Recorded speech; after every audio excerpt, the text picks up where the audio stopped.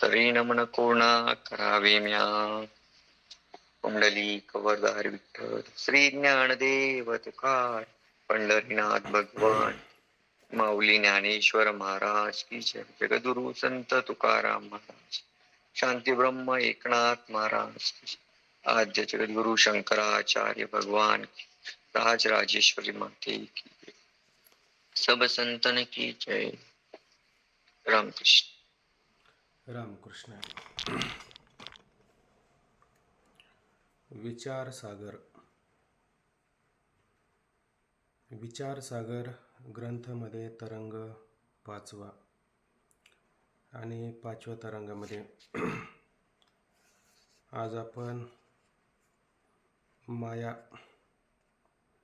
त्या मायेच्या संबंधाने विचार करत असताना ती माया मानायची जर झाली तर कशा प्रकारे माया मानावी, अशा पद्धतीचा आपण विचार करणार आहोत.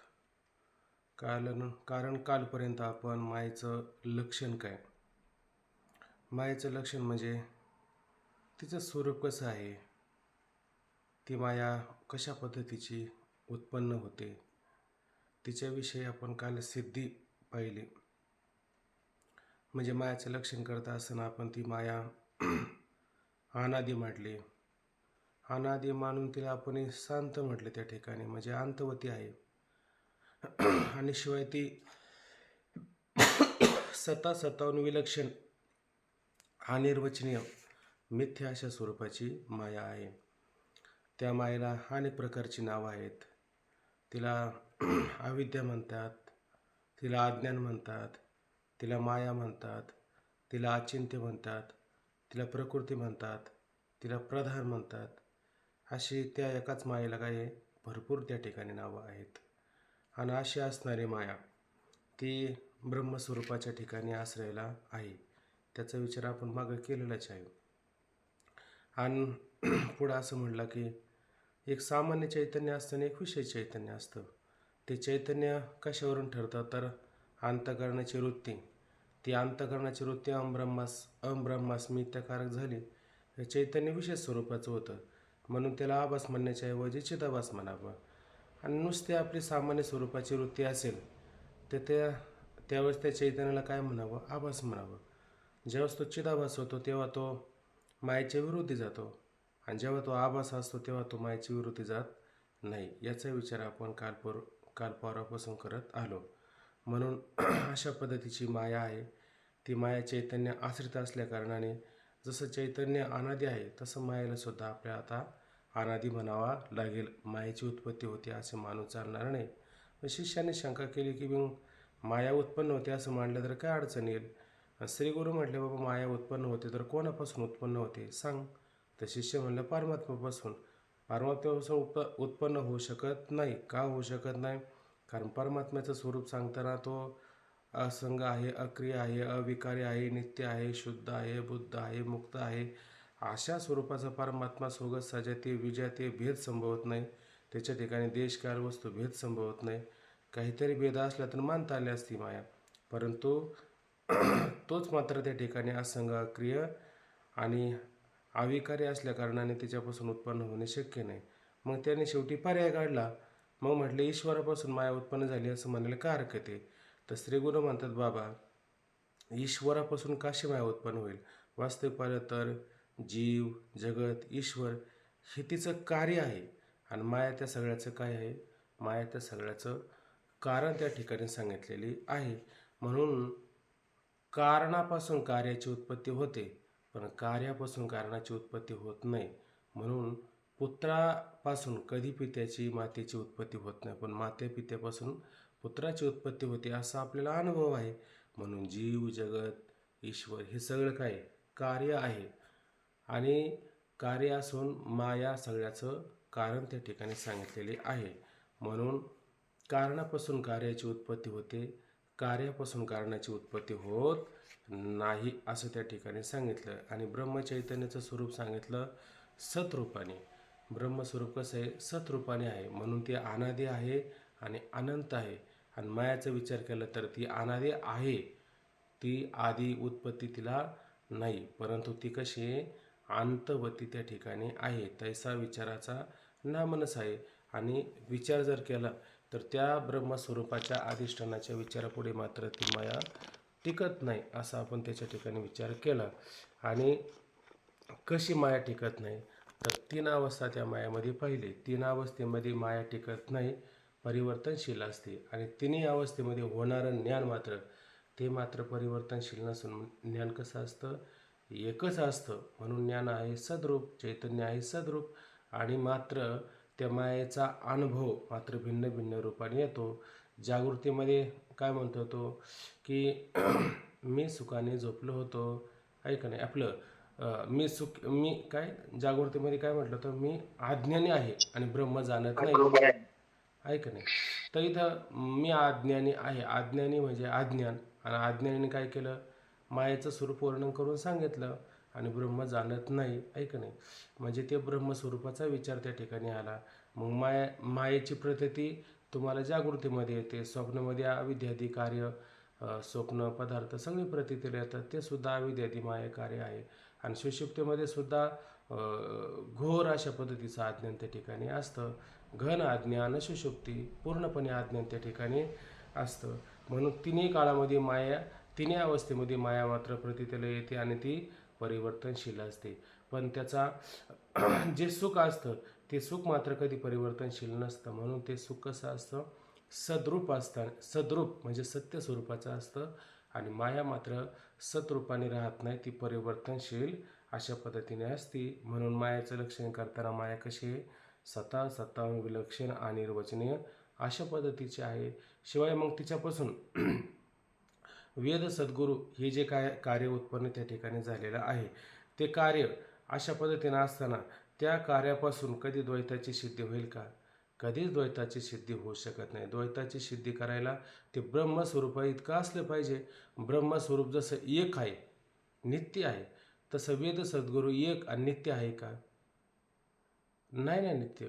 वरून ते म्हटले की नाही, आम्ही वैकुंठवासी आलो याची कारणाशी, यावं जावं लागतच की नाही, ही परंपरा त्यांना आहे का नाही. आणि ब्रह्मस्वरूपाला यायला जायला लागतं का? काहीच मे नव्हे कोणी गावीचा, एकट ठाईचा ठाई एक. नाही जात कुठे येतो फिरून या, अवघीची वाया विन बोल. नाही मज कोणी आपुले दुसरे, कोणाचा मी काही नव्हे खरे. नाही जावे आम्हा मरावे लागत, अखंडित आहो जैसे तैसे. तुका म्हणे नाम रूप नाही आम्हा, वेगळं या कर्मा अकर्माशी. सांगा याच्यात काही कुठं बदल आहे का? आपला नाही, फार काय नाही, जन्माला जावं लागत नाही, यावं लागत नाही, मला कर्म नाही अकर्म नाही. तुका म्हणे त्याचे कळले आम्हा कर्म, जे जे कर्म धर्मनाशी बनतं. हे सगळं ब्रह्मस्वरूपाच्या ठिकाणी आहे का? ब्रह्मन लिंपे त्यामुळे कर्म अकर्मा वेगळे. आपण सगळं खाऊन मोकळं झालो तरी हात धुवावा लागतो, ज्या हाताला चव पण आली नाही. पण ज्या जिभेने खाल्लं तिला चव तरी आली, त्याचा अनुभव घेतला, पण ते जिभेला धुवावं लागतं का? तसं ब्रह्मस्वरूपाच्या ठिकाणी ह्या साऱ्या गोष्टी घडल्या तर ब्रह्मस्वरूप थोडंसुद्धा मलिन होतं का? मलिन अशा पद्धतीने ते होत नाही. म्हणून त्या जिभेनं सगळं खाल्लं तर जिभेला दोष आहे का? कोणत्याही प्रकारचा दोष मात्र लागत नाही. तसं ब्रह्मस्वरूपाच्या ठिकाणी माया उत्पन्न झाली, मायाने जगत उत्पन्न केलं आणि जगतापासून वेद सद्गुरू निर्माण झाले, तर त्या वेद सद्गुरूंनी आणि अद्वैत तत्वाची हानी केली का? अद्वैत तत्वाची मात्र कोणत्या प्रकारची लाभही करत नाही ते आणि हानी करत नाही. का लाभ हानी करत नाही? कारण ते सत्य आहे का मिथ्य आहेत? अविद्यादी कार्य असल्यामुळं सत्तावन्न विलक्षण आणि रोचनीय, शेवटी पर्यायीनं ते मिथ्याचं ठरतात. असं म्हटलं का आपण म्हणतो आपले सद्गुरू मिथ्या. अहो आपण पण मिथ्या, शरीराच्या सापेक्ष, उपाधीच्या सापेक्ष. मला सांगा उपाधी टिकणारी आहे का? आणि उपाधीमध्ये असणारं चैतन्य टिकणार आहे का नाही? या उपाधी माझे गुप्त, चैतन्य असे सर्वगत. मग चैतन्य कधी बदलत नाही. चैतन्य एक रूप असतं, एक असतं, अखंड असतं, एक रस असतं. त्याच्यात कोणत्याही प्रकारचा बदल होत नाही. ते आहे तैसं, तुका म्हणेस आहे, देव आहे तैसा आहे, ऐक नाही. पण मग त्याचं ज्ञान तुम्ही म्हणाल, मग ज्ञान ते कसं आहे, ज्ञानसुद्धा त्याचं स्वरूपच आहे का नाही ज्ञान. अहो चितरूप तुम्ही म्हणता का नाही परमात्म्याला, सतरूपाने विचार करता, चितरूपाने विचार करता. चित म्हणजे काय बरं? चित म्हणजे प्रकाश ना, आणि प्रकाश म्हणजेच ज्ञान आहे ना.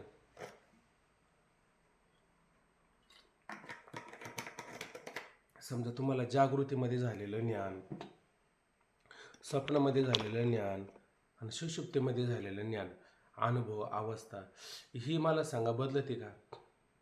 ज्ञान आहे तेच राहतं का नाही? मागच्या जन्मात तुम्ही कोण होते हे सांगता येईल का तुम्हाला? पण मागच्या जन्माचे संस्कार, ते ज्ञान भोगाकळू येते, मागील येते जन्म, काय केलं मागच्या जन्मातलं, ते ज्ञान तुम्हाला तसं राहिलं का नाही? फक्त आता जीवभावने राहिल्यामुळं ज्ञान आपल्याला यथार्थ रूपाने राहत नाही. एखादी गोष्ट समोर आली की आपण म्हणतो ही कधीतरी आम्ही पाहिल्यासारखं वाटतं, म्हणजे ते ज्ञान तुम्हाला राहिलं का नाही? ज्ञान राहिलं, पण शरीरात बदल झाला की नाही? मग तसं ज्ञान आपलं स्वरूप नाही का? तैसे ज्ञान हे आपुले परी परायसेने झाले, जे आवडून घेतले भव स्वर्गाधिक. म्हणजेच चित्रूपाने ते ज्ञान कसं असतं, आपल्याला कधी सोडून जात नसतं. फक्त आपल्याला आता देवाची त्या ठिकाणी ऋतंभरा प्रज्ञा, तो योग पूर्वी सूर्याला सांडला, सूर्याने मनूला सांडला, मनूने ईश्वाकूला सांडला, ऐक नाही, तिथून पुढं अनेक राजर्षींनी हा योग जाणला, असं ते कृष्ण परमात्मा सांगू लागले. असं आपल्याला आठवतं का? पितामह भीष्माला तरी आठवलं का? आणि अर्जुनाला तर आठवत होतं का? शेवटी नरनारायणाची जोडी असताना सुद्धा त्यांना, अर्जुनाला हे कळत नव्हतं आणि देवाला कळायचं. याचं तात्पर्य असं असतं की ज्ञान आपलं स्वरूपच आहे आणि ते ज्ञान काय झाले, झाकळलेलं आहे. आणि माऊली काय करतात, आम्ही ते झाकळलेलं आहे तेच फक्त काय करतो, उघडं करून दाखवलं. ऐक नाही, काय आरतीमध्येच म्हटलं ना, काय म्हटलं आरतीमध्ये, प्रगट गुह्य बोले विश्वब्रह्माचे केले. म्हणजे हे विश्व ब्रह्मरूप केलं का? होतंच. होतंच आहे, फक्त काय होतं, झाकळलेलं होतं. मग आम्ही काय करून दिलं तुम्हाला? ब्रह्म प्राप्त करून दिलं का? ब्रह्मस्वरूपाचं ज्ञान जे लोपलं होतं ते फक्त जागा करून दिलं? आम्ही ज्ञान फक्त जागा करून दिलं. तुमचं ज्ञान जे तुम्हाला होतं ना, ते झाकळलेलं होतं. जे प्राणी या कामे भरो, देहाचे वरी आदरू, म्हणून पडला असे विसरू, आत्मबोधाचा अवाटली आस्था बुद्धी. जी आस्तिक बुद्धी होती ती काय झाली, अवाटली, आडमार्गाला गेली. ऐक नाही, म्हणून अशा पद्धतीनं तो लोप पावलं होतं. आम्ही काय केलं, त्याचं फक्त असलेलं आवरण बाजूला केलं आणि तुम्हाला तुमच्या स्वरूपाचा बोध प्राप्त करून दिला, ते ज्ञान प्राप्त करून दिलं. ऐक नाही, म्हणजे हे ज्ञान आपलं स्वरूप नाही का? ज्ञान आपलं जर स्वरूप असेल तर ते स्वरूप कधी बदलल का? बरं, आग्नेला दाहकता कधी सोडून असते का? आग्नेला दाहकता कधी सोडून नसते. तसं ज्ञान आपल्याला सोडून असतं का? तुम्ही म्हणले सगळ्या ज्ञानाचा त्याग, आता हे जे झालेलं ज्ञान आहे ना, याचा त्याग करा, त्याग करा. तुम्ही कसा ज्ञानाचा त्याग करणार सांगा बरं? ज्ञानाचा त्याग करणं म्हणजे तुमच्या स्वरूपाचा त्याग करणे. लक्षात घ्या, कसा त्याग करणार? तुम्ही तुमच्या स्वरूपापासून कसं बाजूला होणार आहे सांगा? मग ते म्हटले, ज्ञान गिळून गावा गोविंदोगा. ज्ञान गिळून गावा म्हणजे ज्ञान काय करायचं, टाकून द्यायचं का गिळून घ्यायचं? का ज्ञानाचा अभिमानच संपवून टाकायचा? काय करायला पाहिजे बरं आता याच्यात आपल्याला? अभिमान समजून अभिमान संपला पाहिजे. मी अहम, तुका म्हणे अहम ब्रह्म, आड येऊ नेदी भ्रम. हा भ्रम आहे का नाही? हा भ्रम पर तुम्हाला अधोगतीला घेऊन जाऊ नाही शकत का? मग करायचंय काय तुम्हाला? ज्ञान गिळायचंय का ज्ञानाचा अभिमान काढायचाय? अभिमान घालवायचाय आणि मुक्त होऊन त्या ठिकाणी भगवंताचं भजन करायचं, आपल्या स्वरूपाशी एकरूप व्हायचं असतं. हे त्यातलं तात्पर्य. ज्ञान कधी आपल्याला सोडून जाऊ शकत नाही. ज्ञान जर आपल्याला सोडून जर जात असेल तर काय होऊ शकतं, तर अग्नीची दाहकता अग्नीला सोडून जाऊ शकते, असं त्याचा अर्थ होतो. म्हणून ते ज्ञान तुम्हाला असतंच जागृती, स्वप्न, सुषुप्तीमध्ये. म्हणून ते ज्ञान सतरूपाने असतं. पण ज्ञान जरी सतरूपाने असतं, परंतु त्या ठिकाणी आलेले जे पदार्थ समोर आहे त्याचा जो तुम्हाला अनुभव आहे तो भिन्न भिन्न रूपाने आहे का नाही? भिन्न भिन्न रूपाने आहे. पण त्यातलं सुख जे झालेलं आहे ते भिन्न भिन्न रूपाने आहे का? भिन्न भिन्न रूपाने सुख नाही. साखर लाडूत घाला, पेढ्यात घाला, जिलेबीत घाला, कशात पण घाला, साखर कुठेही घाला, गोडच लागणार का नाही? साखर गोडच त्या ठिकाणी लागते. फक्त आता थोडी साखर कमी घातली, जास्त घातली तर थोडा फरक होऊ शकतो, बरोबर की नाही? पण ती गोडी लागणार का? त्याच्यात फरक होणार काय? फरक होणार नाही. त्याची गोडी जशी आहे तशाच पद्धतीची लागते. म्हणून वेद सद्गुरू जरी अविद्या मिथ्या कार्य असलं तरी कोणत्या प्रकारची अद्वैतत्व असणाऱ्या ब्रह्माची, सतरूपाची लाभ किंवा हानी करतात का? ते कोणत्या प्रकारची लाभ हानी करत नाही. जसं स्वप्नामध्ये तुम्हाला जे काही पदार्थ प्रतीला येतात त्या स्वप्नातल्या पदार्थाने तुमच्या ठिकाणी कोणत्या प्रकारची लाभ किंवा हानी झाली का? कोणत्याही प्रकारची लाभ हानी होत नाही.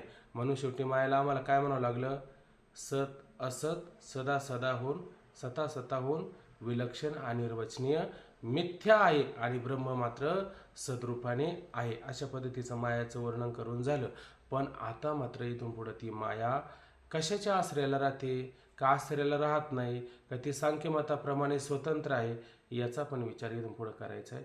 थोडा विषय ना बारकाईनं ऐकायचा प्रयत्न करा. सावध राहा. व्हिडिओ चालू करता आले तर चालू करा, कारण व्हिडिओ चालू राहिले का तुम्ही जागे आहे हे सिद्ध होतं. व्हिडिओ बंद झाले का तुमचं कधी कधी माईक चालू होतून तुम्ही घोरताय. ऐक ना, हा निद्रिताचा घोरू म्हणजे तुम्ही घोरलेत. ऐक ना, आणि झोप लागली तुम्हाला असं ते दिसून येतं.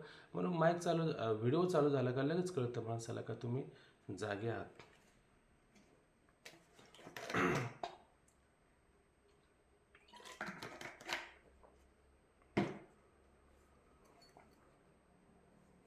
जागे राहा आणि तुम्हाला जर होकार देता आली तर होकार द्या. परिच्छेद क्रमांक 15. माया स्वश्रया स्वविषया असून तद्विरुद्ध वाचस्पतीचे मताचे खंडन. आता माया त्या ठिकाणी कसं सांगली? स्वश्रया. स्वश्रया शब्दाचा अर्थ काय करायचा? स्वश्रया शब्दाचा असा अर्थ घ्यायचा. स्व म्हणजे ते असणारं परमतत्व आहे का नाही, आणि त्या परमतत्वाच्या आश्रयाला आश्रया, त्या परमतत्वाच्या आश्रयाला असते माया. आणि काय करते? त्या सोच्या म्हणजे त्या परमात्म्याच्या आश्रयाला राहून काय करते? स्वविषया, त्या परमतत्वाला काय करते? ती विषय करते. विषय करते म्हणजे लांडगे महाराज काय करते बरं? ती सरळ अर्थाने आवरण करते. आवरण करते आहे की नाही. विषय करते म्हणजे इथं आवरण असं करायचं. कधी कधी विषय शब्दाचा अर्थ ज्ञान करून देते, कधी कधी आवरण, आच्छादन, वेष्टन असे म्हणू शकतो आपण. मग माया स्वश्रया स्वविषय असून तद्व्यतिरिक्त त्याच्या विरुद्ध वाचस्पतीचं मत आहे. त्या मताचं या ठिकाणी आपण खंडन करणार आहे. म्हणजेच वाचस्पतीचं खंडन करणार याचा अर्थ काय होतो? याचा अर्थ असा होतो की ते मात्र माया, स्वाश्रया आणि स्वविषया अशा पद्धतीनं मानत नाही. असं पद्धतीनं मानत नाही म्हणून त्याचं खंडन करायचं. वास्तविक पाहिलं तर वाचस्पती मताचं खंडन करणं इतकं काही शक्य आहे का त्या ठिकाणी? शक्य नाही. फक्त मंद जिज्ञासा असतो. मंद जिज्ञासूचा तो विषय नसतो. मंद जिज्ञासूला तो सहज नसतो. जसं आपण अवच्छेदवाद आणि आभासवाद असे दोन मतं पाहिले की नाही आपण. पण औषधवाद अनुभवाच्या विरुद्ध जाऊ लागला की नाही, किंवा त्याचा अनुभव आपल्याला यथार्थ येऊ लागला का? येऊ लागला नाही. त्याच्या प्रक्रिया पण लक्षात येणं, त्याच्या प्रक्रिया करायला गेलो तर त्या अनुभवाच्या विरुद्ध येऊ लागले. शेवटी आपण पर्यायीनं औषधवादाचा त्याग करून कोणता वाद स्वीकारला? वाद स्वीकारला की नाही. तसं या ठिकाणी माया, स्वश्रय आणि स्वविषया अशा पद्धतीचं जे संशिक शारीरिक आहार, वेदांत मुक्तावली, अद्वैत सिद्धी या ग्रंथामध्ये विचार आलेला आहे. शेवटी मग वाचस्पती जे भामती निबंधकार आहे की नाही, त्यांच्या मताचं खंडन केलं. खंडन काय केलं? आपली मती मंद असल्यामुळं आपण त्यांचं खंडन केलं. खंडन करण्यासारखं आहे का त्यांचं मत नाही, म्हणून पर्यायानं आपण खंडन केलं. आपल्याला सहज व्हावं असा त्याचा अर्थ घ्यायचा. खंडन केलं म्हणजे त्यांचं मत चुकीचं आहे असं नाही लक्षात घ्यायचं बरं का. नाही तर लगेच तसं समजायचं की वाचस्पती मताचं खंडन केलं म्हणून मत चुकीचं आहे असं नाही घ्यायचं ते. आता खाली जरा थोडं लक्षपूर्वक वाचा म्हणजे मुद्दा लक्षात येऊन जाईल. असो, जीव ईश्वर विभागरहित शुद्ध ब्रह्माचे आश्रित माया असून शुद्ध ब्रह्मासच विषय म्हणजे आच्छादन करते. आता काय म्हणलं? ही जी माया आहे का नाही वाचस्पती मतानुसार ती कशी आहे? जीव ईश्वर विभागरहित म्हणजे ती जीव आणि ईश्वर आहे का नाही यांचा विभाग त्याच्यामध्ये येत नाही. त्या दोघांचा भाग येत नाही. कोणचा? जीवाचाही भाग येत नाही आणि ईश्वराचा सुद्धा त्या ठिकाणी भाग येत नाही. ती जीवाच्या पण आश्रयाला राहत नाही म्हणजे जीव भाग, आणि ईश्वराच्या सुद्धा आश्रयाला राहत नाही ईश्वर भाग आहे का नाही. या दोन्ही भागांच्या विरुद्ध आहे का नाही वेगळी शुद्ध ब्रह्म आहे का नाही. आता जीव त्या ठिकाणी शुद्ध आहे का? ईश्वर त्या ठिकाणी शुद्ध आहे का? नाही. मग पण ब्रह्म मात्र कसं आहे? शुद्ध आहे का नाही. काय ओबी माऊलींची की वाढणे नाही जेव्हा ते तेथून अवघे वर ते ब्रह्मचिकी असं काहीतरी एक ओबी आहे. ब्रह्मशाणा ते परते वाढणे नाही जेव्हा ते तेथून वरती अवघे ब्रह्मचिके. तेथून वरती म्हणजे फक्त एक मायेचं असणारं घोर आवरण आहे. त्या आवरणाचा म्हणजे जीव ब्रह्मशाणा ते प्रति म्हणजे ब्रह्म महेश वगैरे आहे का नाही याचे म्हणजे विष्णू महेश आहे का नाही याच्यावरती काय तर मायेचं घोर अंधकार आहे. आणि त्या मायेचा घोर अंधकार काढला तर ब्रह्म आणि विष्णू किंवा हे जगत काही राहत नाही, जीव पण राहत नाही. तिथून वरती काय ब्रह्मचिके. ते वरती जे ब्रह्म आहे ना ते ब्रह्म मात्र कसं आहे शुद्ध असणार ब्रह्म आहे. आणि त्या ब्रह्माच्या खाली काय घ्यायची, शुद्ध ब्रह्माच्या खाली माया घ्यायची, बरोबर ना. आणि मायाच्या जवळ काय घ्यायचा, ईश्वर घ्यायचा. आणि ईश्वराच्या पुढं काय घ्यायचं, अविद्येचा मायेचा राहिलेला पुढचा भाग अविद्या. आणि अविद्येच्या पुढं काय घ्यायचं, जीव घ्यायचा. म्हणजे जीव त्या ठिकाणी घेतला. जीव घेतला म्हणजे जीव नाही घेतला, जीव बाजूला घेतला तो आहे का नाही. ईश्वर पण बाजूला घेतला आणि अविद्या आणि मायाकार्य बाजूला घेतलं. आणि वर राहिलेलं जे शुद्ध ब्रह्म आहे त्या ब्रह्माच्या मायाकार्यात ते आश्रयाला आधाराला त्या ठिकाणी राहत असते. आश्रित असून शुद्ध ब्रह्माचाच विषय करते. आणि काय करते, शुद्ध ब्रह्माच विषय करते. आपण नेहमी पाहतो शुद्ध ब्रह्मच कसं विषय करते बरं. आता त्या मायाचे रूप पाहिले का नाही आपण, तिला माया, अविद्या, अचिंत्य, प्रकृती असे नाव आल्यात का नाही. जेव्हा ती माया म्हणून शुद्ध ब्रह्माला आवरण करेल तेव्हा त्या शुद्ध ब्रह्माला काय नाव येऊ शकतं बरं. ती माया ईश्वर. ईश्वर. ईश्वर नाही होत आहे का नाही, त्याला माया विशिष्ट चैतन्य ईश्वर म्हणा. आणि जेव्हा ती माया अविद्य रूपाने त्या शुद्ध ब्रह्माला आवरण करेल तेव्हा त्या शुद्धच ब्रह्माला काय नाव येईल, जीव. जीव असं. म्हणजे अविद्या विशिष्ट चैतन्य जीव असं त्या ठिकाणी तुम्ही म्हणू शकता. परंतु ह्या दोन्हींचा आवर बाजूला काढलं म्हणजे माया बाजूला काढली आणि अविद्या बाजूला काढली तर तुका म्हणे कैची किंवा कोठे जीव निराळा. आता जीव तरी म्हणायला राहिला का, उलट तुका म्हणे घालू जीवपाना चिरा आणि जाऊ त्या माहेरा निजाच्या. म्हणजे जीवपानाला चिरा घालणं म्हणजे काय करणं, चिरणं, बाजूला करणं, तोडून वेगळं करणं किंवा चिरा म्हणजे भला मोठा दगड. अशा पद्धतीनं तो घालवायचा आणि तो जीवपाना काय करायचा, संपूर्ण टाकायचा आणि अहम ब्रह्मास्मी इत्याकारक वृत्ती तयार करायची. अशा पद्धतीचा विचार येतो. म्हणून असो शुद्ध ब्रह्माचाच विषय म्हणजे आच्छादन करते. जसं एखादा तंबोरा, पाणी कसं राहतं, पाण्याच्या आश्रयाला शेवळ राहतं, बरोबर ना. शेवळ पाण्याच्या आश्रयाला राहतं आणि पाण्यालाच आवरण करतं की नाही. घरातला अंधार घरात राहतो की नाही. आणि घरात राहून अंधार काय करतो, घराला आच्छादन करतो की नाही, घरालाच आच्छादन करतं. तसं या ठिकाणी ही माया ब्रह्माच्या आश्रयाला राहून काय करते, ब्रह्मालाच आवरण आच्छादन वेष्टन त्या ठिकाणी करत असते. ज्याप्रमाणे घरातील अंधार घराला आच्छादित करतो त्याप्रमाणे ब्रह्माच्या आश्रयावर असणारी माया ब्रह्माचंच आच्छादन करते. थोडं बारक्यानं ऐकायचं म्हणजे संध्याकाळी तुम्हाला पाठ सांगायला सहज जातं. आणि हिंगान चिंगा करून ऐकलं का मग संध्याकाळी काय माहिती काय झालं सकाळी असं होतं. म्हणून माझं जरा थोडं स्पीडने होत असेल तर थोडं सांगा, वाटलं तर लक्षात आलं नाही किंवा काय तर मग सारखं करून घेता येईल. त्याप्रमाणे ब्रह्माच्या आश्रयावर असणारी माया ब्रह्माचंच आच्छादन करते. हे कोण सांगतात, संशक शारीरिक वेदांत मुक्तावली, अद्वैत सिद्धी इत्यादी ग्रंथकारांचा मायाविषयी स्वविषया हा पक्ष आहे. हा पक्ष कोणाचा आहे तर संशक शारीरिक वेदांत मुक्तावली आणि अद्वैत सिद्धी हे जे ग्रंथकार आहे या ग्रंथकारांच्या मतानुसार माया त्यांनी कशी मांडली, स्वाश्रया आणि स्वविषया अशा पद्धतीची मांडली. परंतु आता भामती निबंधकार जे वाचस्पती मिश्र आहे त्यांचं मत त्या ठिकाणी ते सांगतात. भामती निबंधकार वाचस्पती निराळ्या मताचे आहे. मग निराळ्या मताचे म्हणण्याचं तात्पर्य काय, यांच्यापासून त्यांचं मत कसं आहे, भिन्न आहे. मत भिन्न आहे पण मत भिन्न आहे, प्रक्रिया भिन्न आहे, पण सिद्धांत वेगळा आहे का एकच आहे. दोघांचा सिद्धांत काय एकच आहे. सिद्धांत एक आहे. म्हणजे बहुतांच्या आम्ही न मिळव मताशी कोण कैसे भावनेची. प्रत्येकाची भावना प्रक्रिया वेगवेगळी असेल तर मत मात्र कसं असतं, एक असतं. आणि आपल्याला काय करायचं आहे, मताची घेणं देणं नाही, आपल्याला सिद्धांत त्या ठिकाणी पाहायचा असतो आहे का नाही. तेव्हा भिन्न भिन्न मतं आणि सिद्धांत एक असतो तेव्हा त्यांना काय नाव येत असतं बरं, ओंकार महाराज.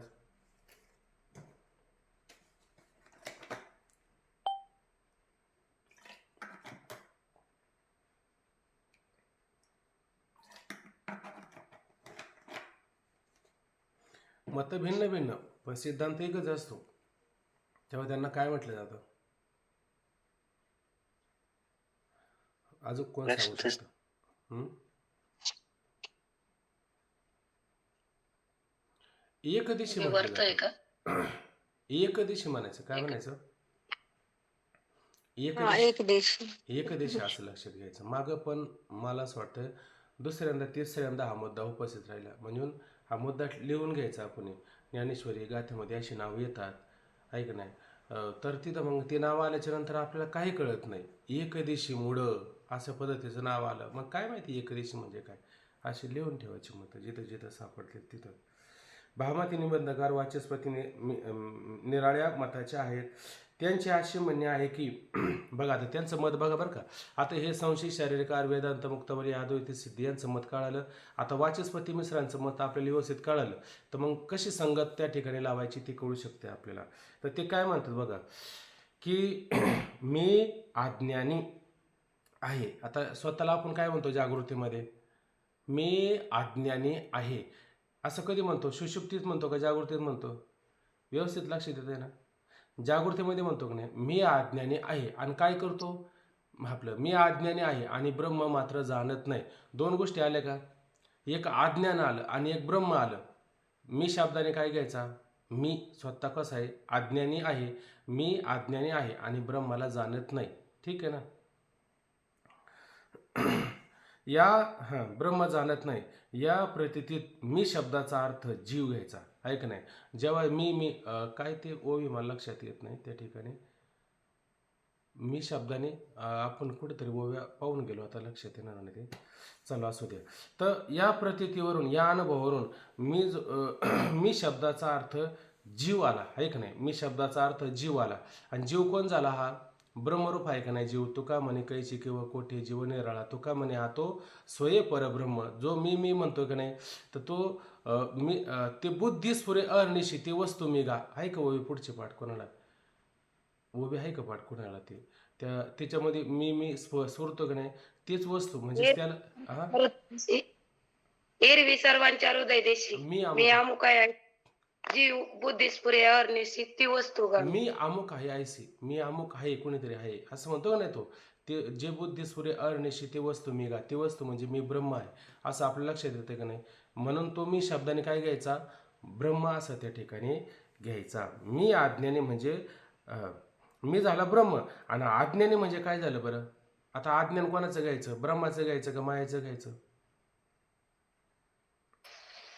एक मी आला आणि एक अज्ञान आलं, दोन गोष्टी आल्या, ठीक आहे ना? याच्यामध्ये मी कोण घेतला त्या ठिकाणी?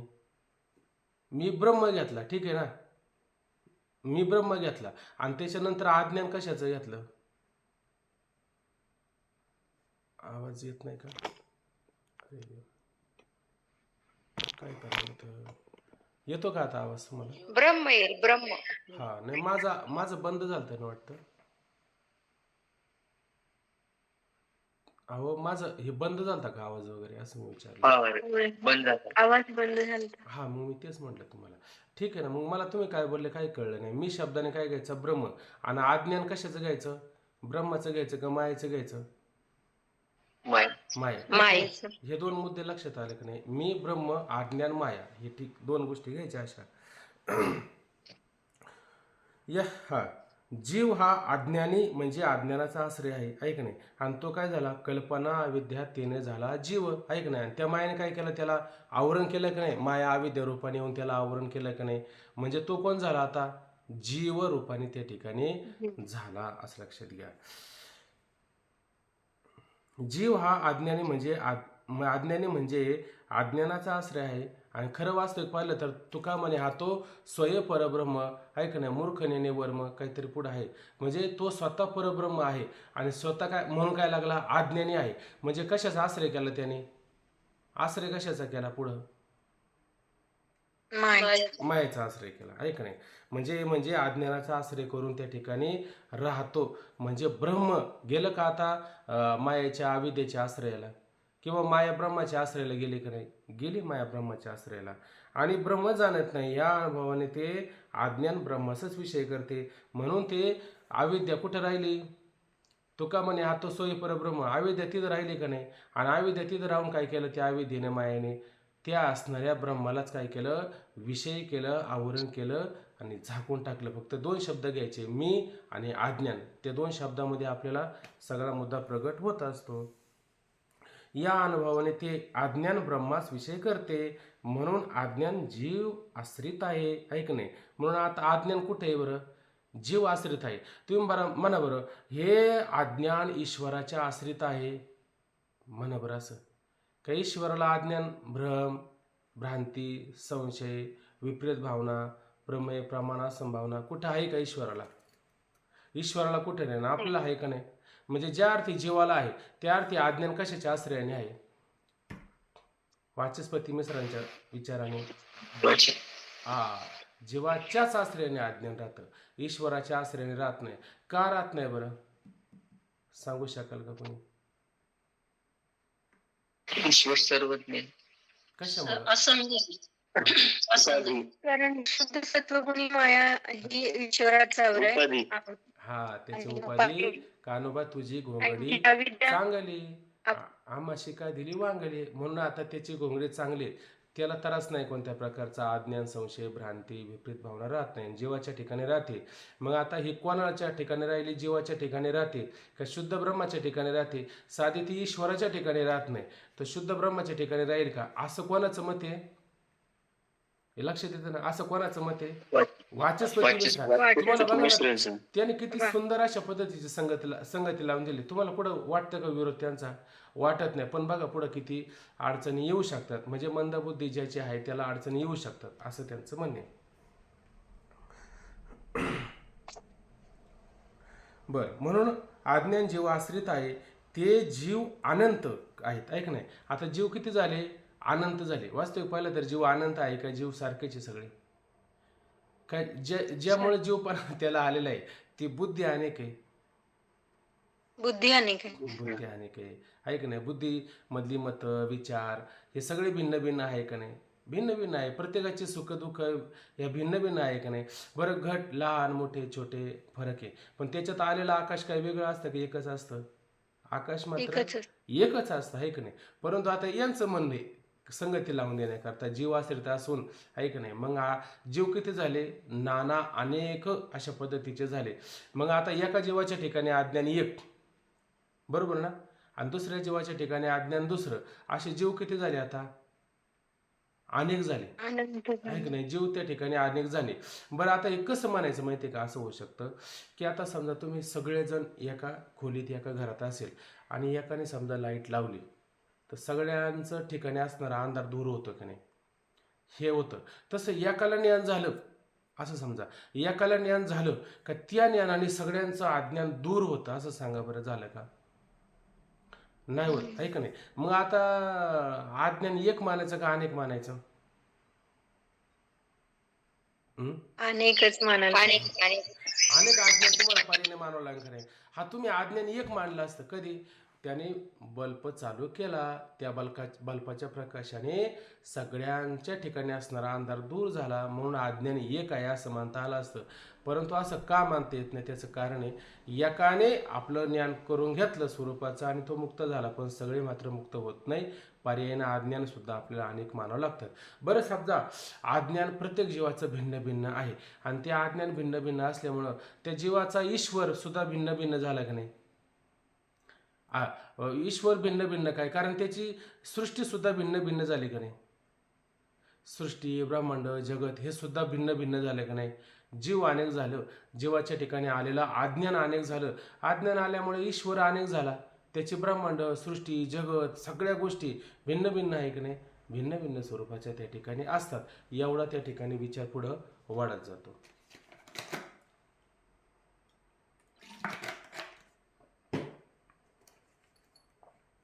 पाहता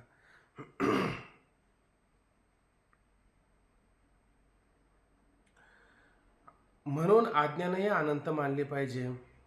हा, ते जीव अनंत आहे म्हणून अज्ञानही अनंत मानली पाहिजे.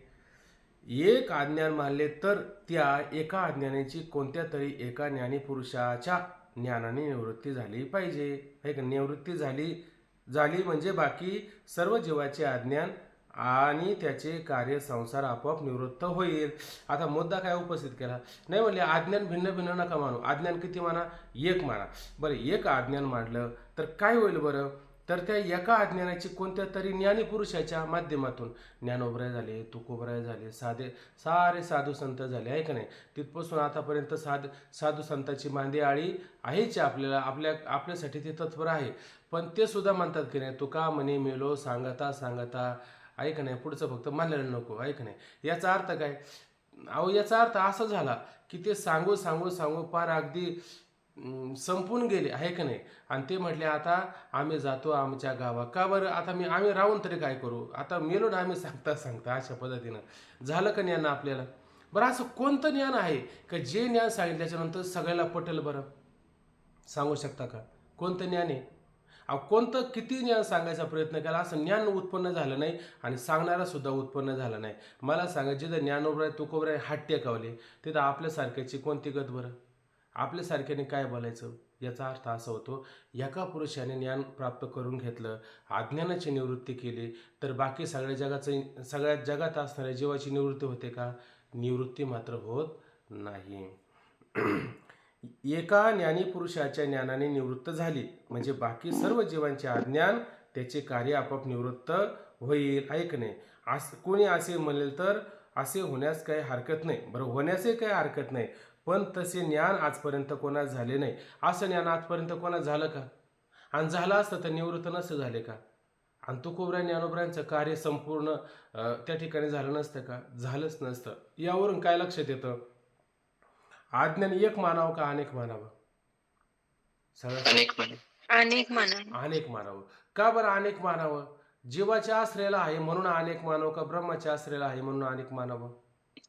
जीवाच्या आश्रयाला आहे म्हणून अनेक म्हणा. आणि ब्रह्माच्या आश्रयाला असल्यावर एक मानावं का अनेक मानावं? एकच. एकच मानावं. ब्रह्माच्या आश्रय. वाचस्पती मत आहे ना, जरा घोटाळ्यात घालतं का नाही आपल्याला? वाचस्पती मत आपल्याला घोटाळ्यात घालते, लक्षात घ्या. असं पुढं करू त्याचा विचार आपण. असे होण्यास काही हरकत नाही, पण तसे ज्ञानच आजपर्यंत कोणाच झाले नाही, तर पुढेही कोणाच होणार नाही आणि हे पुढे सुद्धा कोणाच होणार नाही. हेच त्याचे उत्तर. शिवाय ब्रह्मज्ञानाकरता सांगितलेली सर्वनादी साधने व्यर्थ होतील. आणि एका पुरुषाने ज्ञान प्राप्त केलं आणि बाकीचे सगळे मुक्त झाले, मग बाकीचे कसे आयतं काम झाले का नाही? त्याला काही कष्ट करावं लागले का? श्रवण, मनन, निधिध्यासन, तत्वपदार्थ शोधन, त्याच्या आधी विवेक, वैराग्य, ऐक नाही, शमाधी, षटक, मुमुक्षत्व, त्याच्या आधी निष्काम कर्म, उपासना, अंतःकरणाची कृपा, ह्या सगळ्या गोष्टी व्यर्थ झाल्या का नाही? का? आपलं सारं काम काय केलं?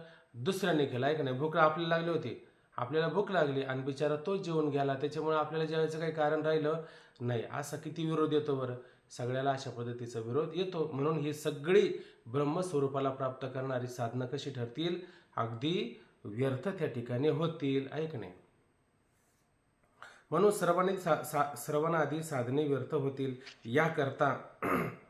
याकरिता मी अज्ञानी आहे, ब्रह्म जाणत नाही, या अनुभवानुसारच अनंत जीवाश्रित, अनंत अज्ञाने आणि अज्ञानाचे कल्पित अनंत ईश्वर आणि अनंत ब्रह्मांडे मानणे भाग आहे. आता काय म्हणले त्याने की शिवाय ब्रह्मज्ञानाकरता सांगितलेले आहे. झालं, मी अज्ञानी आहे याकरता काय करायचं? मी अज्ञानी असंच म्हणा, ऐक नाही.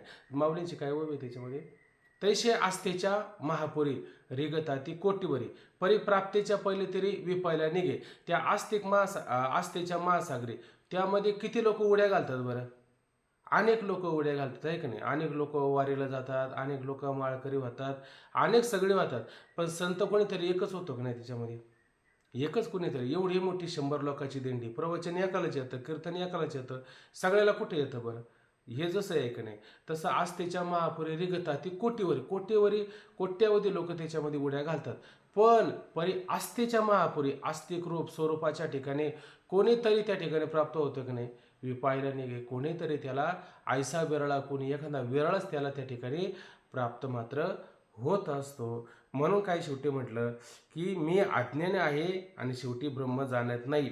या अनुभवानुसार अनंत जीवाश्रित अज्ञाने जीवाश्रित अनंत आज्ञाने आणि बघा म्हणून काय केलं, या अनुभवावरून काय केलं, हे जीवाच्या आश्रित आज्ञाने किती आहे, अनंत आहे, असंच त्या ठिकाणी मानावं लागतं.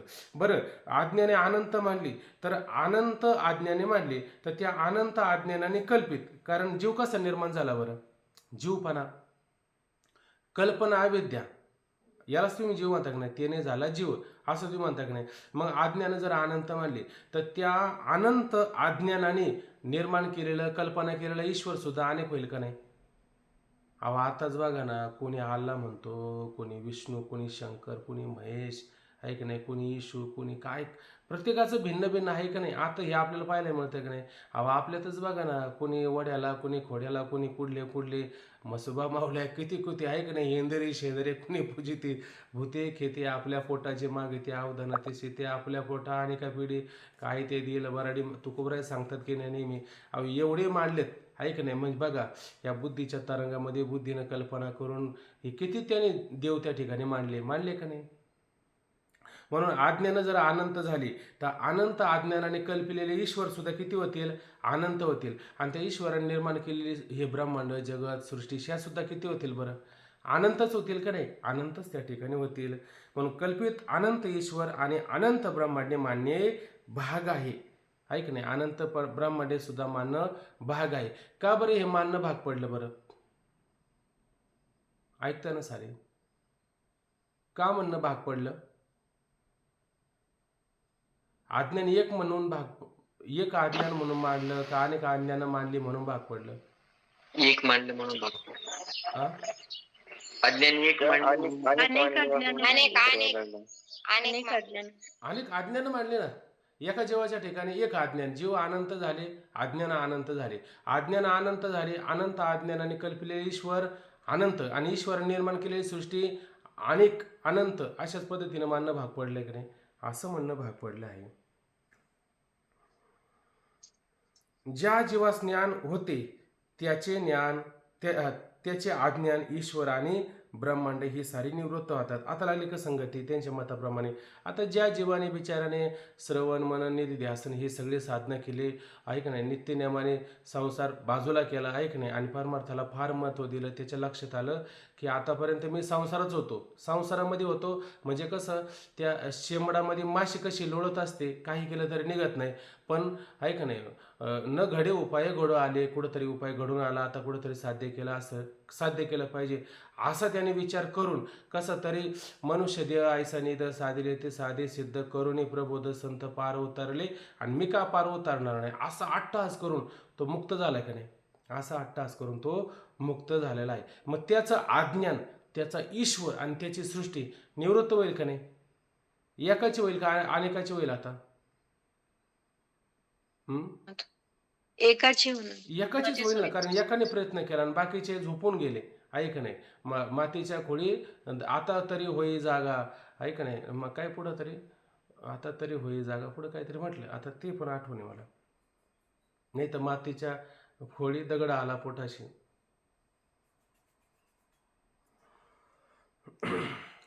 ज्या स्नान होत नाही, हा, ज्या जेव्हा स्नान होते त्याचे अज्ञान, ईश्वर आणि ब्रह्मांड ही सारी निवृत्त होतात. ज्या ज्ञान होत नाही त्याच बंध राहतो, आणि ज्याला मात्र ज्ञान होत नाही त्याचं बंध काय होतो, कायमस्वरूपी जसं आहे तसं आहे. मग त्याचं अज्ञान तिथं राहिलं का नाही, अज्ञान राहिलं. अज्ञानाने कल्पिलेला ईश्वर तिथं राहिला का, तो पण तिथं राहिला.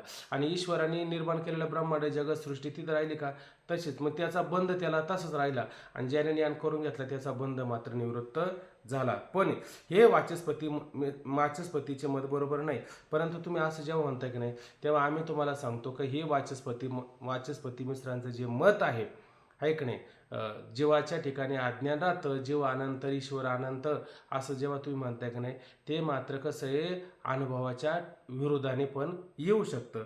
म्हणून ते मत बरोबर नाही. का मत बरोबर नाही याचं कारण त्या ठिकाणी सांगतात.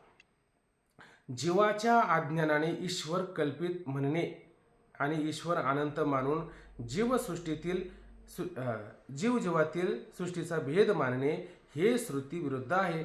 काय होतं बरं, वाचस्पतीचं असं मत मांडलं, ऐक नाही, तर वाचस्पतीचं असं मत मांडल्याच्या नंतर ते अज्ञानाने कल्पिलेले ईश्वर किती झाले आता त्या ठिकाणी, अज्ञान किती झाली, जीव किती झाले, सृष्टी किती झाली, ऐक नाही किती होईल बरं.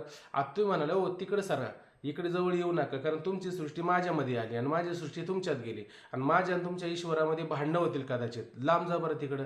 ऐक नाही, एकाच गावात राहतो, एका गावात एवढी सृष्टी कशी काय निर्माण केली, एका गावात आता जीव, तुम्ही देव एक मानता का अनेक मानता गावातला, ग्रामदैवत कोणाचं तरी आहे का नाही प्रत्येकाला, आहे का नाही, देवी भैरवनाथ वगैरे प्रत्येकाची देवता आहे का नाही त्या ठिकाणी ग्रामदैवता. तुम्ही गावात दुकान टाकलं तर त्या दुकानावरती ग्रामदैवताचं नाव टाकताच की नाही, आहे का नाही तुम्ही आणि मग आता तेच सांगायचं, माणसं किती गावामध्ये, 1000 2000 10,000 लोकसंख्या असते का नाही. मग आता ही किती सृष्टी, किती जीव आहे का नाही, आणि किती ईश्वर आहे का नाही. आज मग तुम्ही प्रत्येकाच्या दुकानावरती प्रत्येकाचं आवडतं दैवत असे भिन्न भिन्न असायला पाहिजे का नाही. तुम्ही भिन्न भिन्न मानता का एकच मानता, मग तिथं एकच मानता आहे का नाही. आणि जर प्रत्येकाने भिन्न भिन्न मांडले तर घरातल्या घरात तरी पटेल का त्याचं. अहो घरातल्या घरात ते पटणार नाही, मग किती मोठा गोंधळ होऊ शकतो बरं. जीव अनंत झाले, आज्ञाने अनंत झाले, ईश्वर अनंत झाले, सृष्टी अनंत झाली, सगळे एकमेकामध्ये ते काय होईल, भेसळ होऊन जाईल, त्याची सगळे गोंधळ उडतील, काही मेळ लागणार नाही. म्हणून त्यांचं मत काय आहे, बरोबर नाही असं त्यांचं म्हणणं आहे.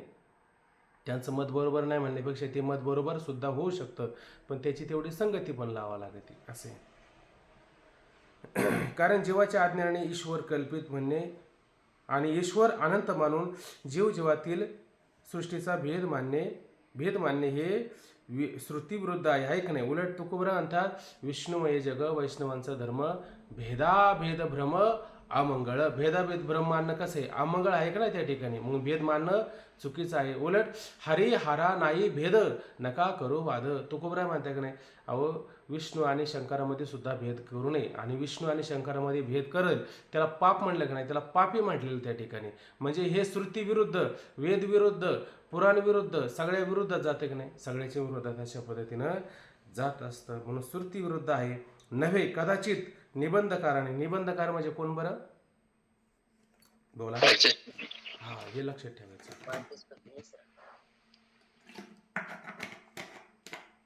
आता कदाचित निबंधकार तुम्हाला काय करतील, पर्याय देतील असं ते पुढं म्हणतात.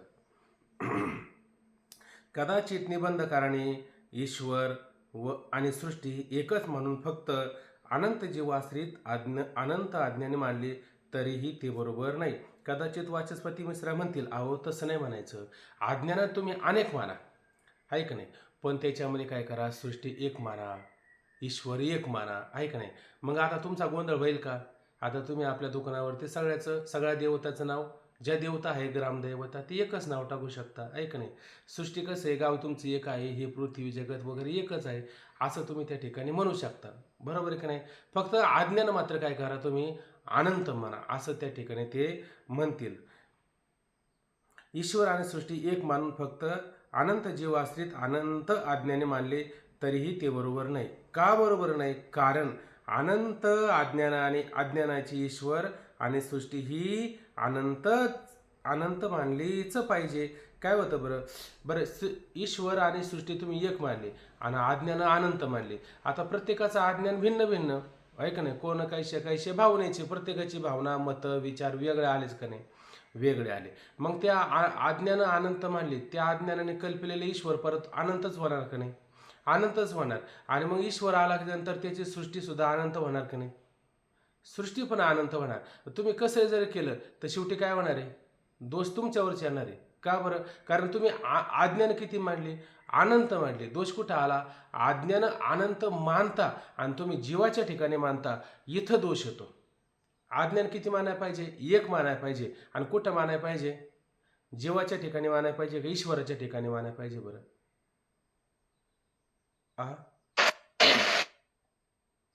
कुठं मानायला पाहिजे, ईश्वराच्या मानायला पाहिजे. ईश्वराच्या ठिकाणी, जीवाच्या ठिकाणी मानल्या पाहिजे का ईश्वराच्या ठिकाणी. का भर दिवसाच विश्व दरड पडला आता असं वाटत आहे आपल्याला, बघा ना. सगळं कन्फ्युजनच आहे. अहो जीवाच्या ठिकाणी मानायचं का ईश्वराच्या ठिकाणी मानायचं, का सगळ्यात उत्तम शुद्ध ब्रह्माच्या ठिकाणी मानायचं, बोला. प्रश्न काय म्हणले. अहो आज्ञानं जी आहेत आज्ञानं. आता एवढा दोष चुकवायचा का नाही आपल्याला? ते काय म्हटले, "अहो, तुम्ही ईश्वर एक माना, सृष्टी एक माना आणि आज्ञानं मात्र अनंत माना." आहे का नाही? आता अनंत आज्ञानं मानल्यामुळे दोष लागतोच का नाही शेवटी? अनंत आज्ञानं झाली. अनंत आज्ञानाने कल्पलेले ईश्वर अनंत झाले, सृष्टी पण अनंत झाली. दोष येतोच का नाही? मग आता आज्ञानं मानायची. एक मानायचं का अनेक मानायचं आज्ञान? एकच मानायला पाहिजे. एक मानायचं. ते आज्ञान जीवाच्या ठिकाणी मानायचं का ईश्वराच्या ठिकाणी मानायचं?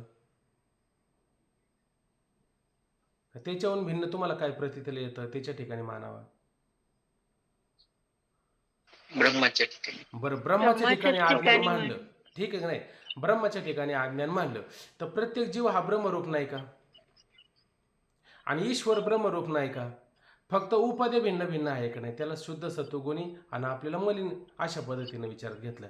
पण जीवसुद्धा तुका म्हणे कैची किंवा कोठे जीव निराळा किंवा येथे ईश्वर अकर्ता आयशे मानले जरी चित्ता तरी तुची तो स्वभावता आधीच आहे. तो ईश्वर आणि तू जीव एकच आहे का नाही? फक्त उपाधीनं भिन्न आहे. मग तोय पण ईश्वर कोण झाला? शुद्ध ब्रह्म. आपण जीव शुद्ध ब्रह्म झालं.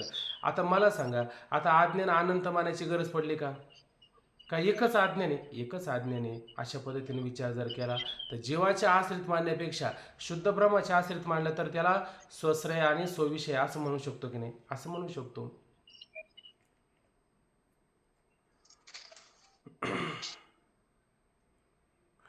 हा, कारण अनंत अज्ञानाची ईश्वर आणि सृष्टी ही अनंत मानलीच पाहिजे.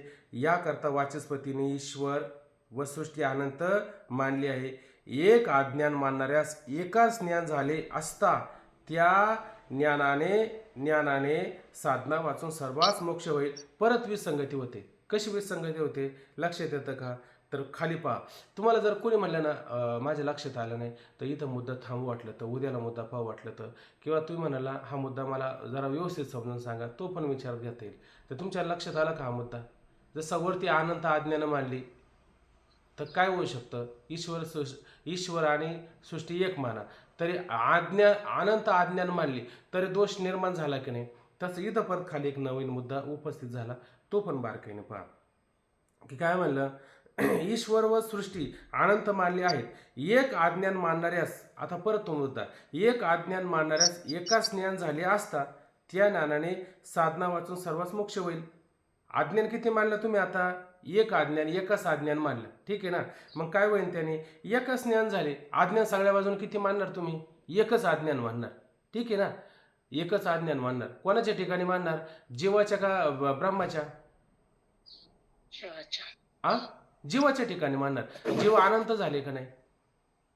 फक्त तुम्ही शुद्ध ब्रह्माच्या ठिकाणी मानत नाही, जीवाच्या ठिकाणी मानलं तर परत किती विरोध येतो? दुसरा मुद्दा त्याने सांगितला.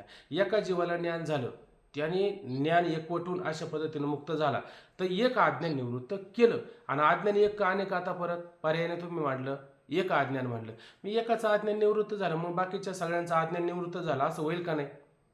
असं होऊ शकतं. मग तुम्ही मोक्षासाठी जी साधना आहे ती सगळी साधना व्यर्थ ठरली का नाही त्या ठिकाणी? त्याचा काय उपयोग झाला का?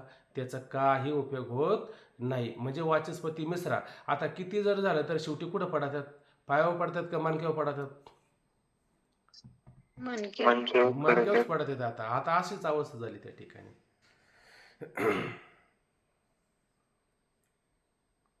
एकाच ज्ञान झाले असता, बघा आता परत वाचतो बरं का. एक आज्ञान मानणाऱ्यास म्हणजे वाचस्पती मिश्रा तुम्ही एक आज्ञान मानणाऱ्यास एकाच ज्ञान झाले असता त्या ज्ञानाने साधना वाचून सर्वांस मोक्ष होईल व ज्ञान साधने निष्फळ होतील असा दोष दिला. पण अनंत आज्ञाने मानले असताही तशाच प्रकारचा दोष वाचस्पतीच्या मतावर येतो. आणि तुम्ही अनंत आज्ञान मानले तरी दोष तसाच येतो, वरल्याप्रमाणे वरती उदाहरण दिलं. आणि एक आज्ञान मानलं तरी दोष तसाच येतो. कसंही जर झालं तर दोष तसाच येतो की नाही? तशाच पद्धतीचा दोष येतो. ओंकार महाराज आलं का लक्षात हा मुद्दा? काही करत पाठवच पडले. हा, आणि याच्यावरती आता संध्याकाळी पाठ कसं घ्यावा लागेल तुम्हाला? आता घेतलं तसंच कसूनच घ्यायचा? रडते लोक. मग आता संध्याकाळी पाठ सुद्धा असा कसूनच घ्यावा लागेल याच्यावरती, आहे का नाही? आता हे पुढचं होईल का महाराज? तुमच्या लक्षात येईल का? काही एक पर्यंत आता थांबू ना, उद्यापासून आता हे कारण दिलं ना त्यांनी, हा ते कारण तिथून लावून आणि पुन्हा मग श्वास येतील उद्याच घेऊ. हा उद्याच येऊ वाटलं सर. आता सगळ्यांना असं जरा जोडून उचलून ठेव. टाकल्यासारखं होईल. जरा थोडं वाचस आता पुढचा विषय तसाच आहे जरा थोडा. हे 2 मुद्दे लक्षात आले का? अहो मुद्दे काही कठीण नाही, फक्त त्या गावाला जाईपर्यंतच अडचण आहे. एकदा गावात जाऊन आला का मग पुढल्या वेळेस त्याला म्हणलं ना, हे काय हे गाव, अहो हे तर मला माहितीच आहे गाव, असं होतं की नाही. तसं एकदा पहिल्यांदाच विषय ऐकतो ना, ते जरा थोडं डोक्यावरून जाऊ शकतं. पण उद्या त्याचा आपण बारकाईने विचार करू. उद्या परत हाच मुद्दा आपण बारकाईने त्या ठिकाणी सांगू. 1-2 मुद्दे फक्त जरा थोडे असे, त्याच्यानंतर परत चालू लागलो सपाट रान, परत तुम्हाला सपाट लागेल. मग तुम्ही परत आपल्या पद्धतीने असे उधळायला सुरुवात करणार. किती कुणी कुणी काही पळा, काही अडचण नाही का नाही. थोडं काय वाचून घेऊ का नाही, वरचं? आजच्या पाठात दोनच मुद्दे होते. एक जर अनंत मानले तर अडचण येते आणि एक मानला तरी अडचण तरी येते. अडचण येते. का अडचण आली बरं? एक अडचण का आली? आता जर एक मानला तर मग काय होणार आहे, एक मानला ना तर मग एकाला ज्ञान झालं ना तर सगळ्यांना ज्ञान झालं पाहिजे. हा म्हणजे जसं काही पहिल्यांदा उदाहरण दिलं, अंधाऱ्या खोलीमध्ये सगळं अंधारात बसले असते, एकाने बल्ब लावला सगळ्यांना उजेड होईल. तरी दोष आणि होतो. मग जर सगळ्यांना उजेड झाला किंवा सगळ्यांना जर अशा प्रकारे जर ब्रह्मज्ञान एकाने प्राप्त केलं तर सगळे मुक्त होतील. पण हे श्रुतीच्या साधनं विरोधात व्यर्थ आहे. होतील.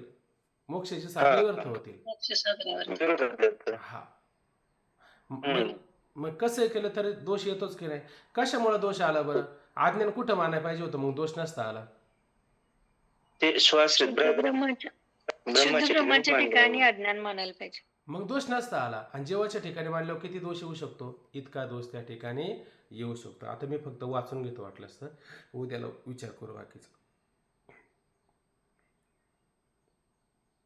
हा पण अनंत आज्ञाने मानली असताही तशाच प्रकारचा दोष वाचस्पतीच्या मतावर येतो. कारण अनंत अज्ञानवान जीवापैकी एका जीवास ज्ञान झाले तरीही त्यास मोक्ष होणार नाही. कारण बाकीच्या जीवांच्या अज्ञानाचे आवरण ब्रह्मावर राहणार. कारण बाकीचे सुद्धा ब्रह्मरूपच आहे का नाही. ते अज्ञान कुठे राहतं? ब्रह्मस्वरूपावरती राहतं. जोपर्यंत ब्रह्म पूर्ण मुक्त होत नाही तोपर्यंत सगळे जीव मुक्त होतील का? मुक्त होणार नाही. सर्वांना ज्ञान होईल त्यावेळी एकदम सर्व मुक्त होईल. आणि सगळं कधी मुक्त होतील? तू एकाने ज्ञान करून घेतलं पण मुक्त होणार नाही, कारण बाकीचं राहिलं ना मुक्त करायचं, आहे का नाही. मग ज्ञान करायला व्हावं लागेल. सगळ्या जीवाला अशा पद्धतीचं ज्ञान व्हावं लागेल. मग तिथून पुढं सृष्टी नाही, जगत नाही, परत जन्माला येणं नाही, काही नाही. कारण काही कारण राहिलं की यायचं? सगळे मुक्त झाले अशा पद्धतीचे. परत सगळा दोष येत राहतो उलटा पलटा. मग एकट्यास ज्ञान होऊन उपयोगही नाही. म्हणून एकट्याला ज्ञान होऊन सुद्धा काही उपयोगाचं ठरणार नाही. म्हणून ज्ञान साधने व्यर्थ होणारच. याकरता स्वश्रेया स्वविषया असे पहिल्या रीतीने एकच अज्ञान मानणे चांगले. आणि आम्ही संशय शारीरिक वेदांत मुक्तवले यांनी जे मतं मांडले की नाही, तेच अशा पद्धतीनं माया स्वश्रेय आणि स्वविषया मानणं चांगले आहे. ते एक अज्ञान जीवेश्वर, ते एक अज्ञान जीवेश्वराश्रयित नाही. आणि ते एक आहे अज्ञान, आणि ते जीव किंवा ईश्वराच्या ठिकाणी आश्रयाला नाही. कारण जीव ईश्वर अज्ञानाचे कार्य आहे. आपण नेहमी पाहतो कार्य आणि कारण. कार्य कधी कारण होऊ शकतं का? कार्य कधी कारण होऊ शकत नाही. कारण मात्र कार्य त्या ठिकाणी होऊ शकतं. पुत्र पित्याला मातेला कारण होऊ शकत नाही, पण माता पिता पुत्राला कारण होऊ शकते, असं आपण मागं पाहिलं. मग कारण जीव ईश्वर अज्ञानाची कार्य आहे. म्हणून माया अविद्यतेने ते जीव ईश्वर कार्य झालेलं आहे. जगताच्या प्रतीतीची व्यवस्था लागण्याकरता अज्ञानाची कल्पना करणे आवश्यक आहे. हे आरंभी सांगितलेच आहे वर झालेला विषय. म्हणून अज्ञान कल्पित आहे. आणि कल्पित पदार्थ दुसऱ्या कल्पिताला आश्रय होऊ शकतं का? नाही. वास्तव पाहिलं तर कल्पना अविद्यातेने झाला जीव. म्हणजे जीव काय आहे? कल्पना अविद्याचे. आणि त्या कल्पना विधीच्या ठिकाणी परत एक कल्पना, परत एक अज्ञान आलं. म्हणजे एक जड आणि दुसऱ्या जडला काय झालं? आश्रय झालं. असं होईल का? उलट जेवढे काही जड कल्पना आहे ते सगळं कशाच्या आश्रयाने आहे? आद्यस्थाच्या आश्रयाला असतात का अधिष्ठानाच्या आश्रयाला असतात? अधिष्ठान. हा अधिष्ठानाची. म्हणजे कल्पित असणारा सर्प आहे की नाही, कशाच्या आश्रयाला आहे? अधिष्ठान रज्जूच्या आश्रयाला राहतं का? सर्पाच्या आश्रयाला राहिला? असं तर होऊ शकत नाही. अनुभव विरोध येतो का नाही? आता लागलं सोपं व्हायला. या आरंभीत सांगितले आहे. म्हणून अज्ञान कल्पित आहे. कल्पित पदार्थास आश्रय आवश्यक असावा लागतो आणि कल्पित पदार्थ आहे त्याला आश्रय मात्र कोणीतरी असावा लागतो. पण ते शुद्ध चैतन्य असलं पाहिजे, चेतन असलं पाहिजे. कल्पिताला आश्रय होऊ शकत नाही. अज्ञान कल्पित आहे म्हणून त्यास आश्रय असलाच पाहिजे. अज्ञान कल्पित आहे त्याला मात्र कोणीतरी आश्रय असलाच पाहिजे. प्रथम ब्रह्माश्रित अज्ञान मानले तर त्याचे कार्य जीव ईश्वर होतील आणि ते ब्रह्मास आश्रय अज्ञान जर मानलं तर त्या अविद्या माया अशा पद्धतीने त्याला जीव ईश्वर अशा पद्धतीने ते कार्य उत्पन्न होऊ शकतं. म्हणून शुद्ध ब्रह्माश्रित अज्ञान असून ते अनादी आहे आणि म्हणून ते अज्ञान कसे शुद्ध ब्रह्माच्या ठिकाणी असून ते कसे अनादी. कारण जसं रूप आलं का त्याची छाया येतच असते. रज्जूच्या अज्ञानाने सर्पभान होते.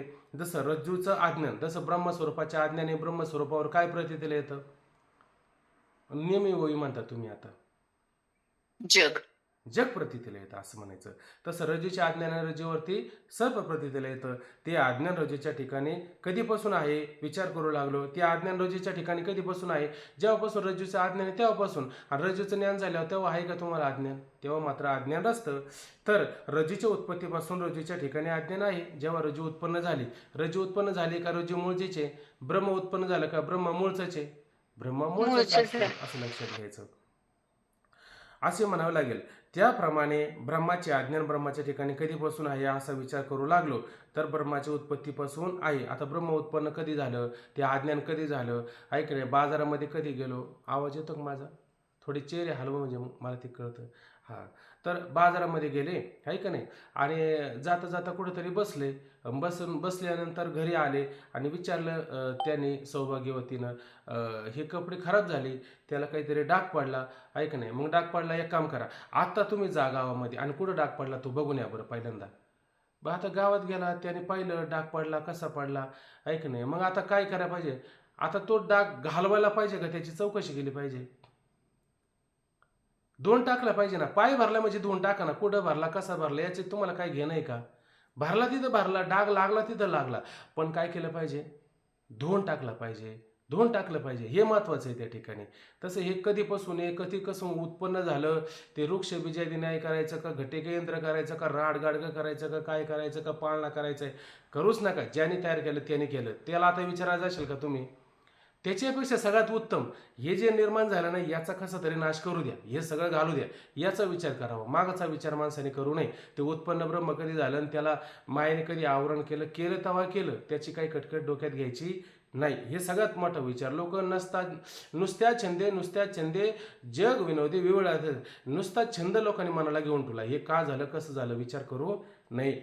असा विचार करू लागलो तर ब्रह्माच्या उत्पत्तीपासून आहे असे म्हणता यावायचे नाही. कारण ब्रह्म अनादी आहे, त्यामुळे त्यातील कल्पित अज्ञानही अनादीच मानले पाहिजे आहे का नाही. ब्रह्म अनादी आहे, मग त्याच्यावर कल्पित पदार्थ हे सुद्धा अनादी आहे का नाही. माया आपलं ब्रह्म अनादी आणि त्या ब्रह्माच्या ठिकाणी आश्रयाला असणारी माया ती कशी झाली? अनादी झाली. बरं, मायेने ब्रह्माला आश्रय केल्यामुळे जी ईश्वर झाला तो कसा झाला? अनादी झाला. आणि ईश्वराने एको अंबवशा मी एक आहे अनेक व्हावं. जीव किती झाले? अनादी झाले. आणि जीव आणि ईश्वर याच्यातला भेद सुद्धा किती अनादीच झाला ना. म्हणजे किती गोष्टी अनादी झाल्या बरं? 5 का 4? 6 अनादी झाल्या आहे की नाही. असं प्रत्येकाने लक्षात घ्यायचं. हे किती आहे? अनादी काळापासून 6 गोष्टी आहेच असं लक्षात घ्यायचं. मग त्या दोघांच्या कल्पित संबंधापासून उत्पन्न होणारे जीव ईश्वर भाव अनादी म्हटलेच पाहिजे. ईश्वर भाव परत सांगा बाबा, 6 अनादी गोष्टी. अहो, ब्रह्म अनादी, माया अनादी, त्या दोघांचा संबंध अनादी. त्या दोघांच्या संबंधापासून या कारणे मी पिता ब्रह्मा माता आपत्य पंड सुता जगडंबरू म्हणजे जीव जगत ईश्वर हे निर्माण झालं ऐक नाही. म्हणून ईश्वर झाला. ईश्वराने एको अंबवशा असं सत्य संकल्पाचा दाता नारायण, त्याने सगळे जीव जगत ईश्वर आपलं जीव जगत हे निर्माण केलं. मग आता माया अनादी, ते माया ज्याच्या आश्रयाला आहे ते ब्रह्म अनादी आणि त्याचा दोघांचा संबंध कसा झाला? अनादीच झाला. त्या दोघांपासून निर्माण झालेले हे जगत ईश्वर आणि जीव हे सुद्धा सगळे कसे झाले? अनादीच त्या ठिकाणी झाले. मग ब्रह्म अनादी, माया अनादी, त्या दोघांचा संबंध अनादी, ईश्वर अनादी, जीव अनादी आणि त्या दोघांचा भेद सुद्धा कसा आहे? अनादीच आहे. फक्त हे एक फक्त त्या ठिकाणी अनादी राहतं, अनंत राहतं आणि बाकीचं कसं असतं? साधी शांत असतं. साधी शांत म्हणजे काय आहे सुरुवातीपासून, पण नंतर त्याचा ब्रह्मज्ञानाने बाध होत असतो. किती गोष्टींचा बाध होईल, कोणत्या गोष्टीचा बाध होणार नाही बरं?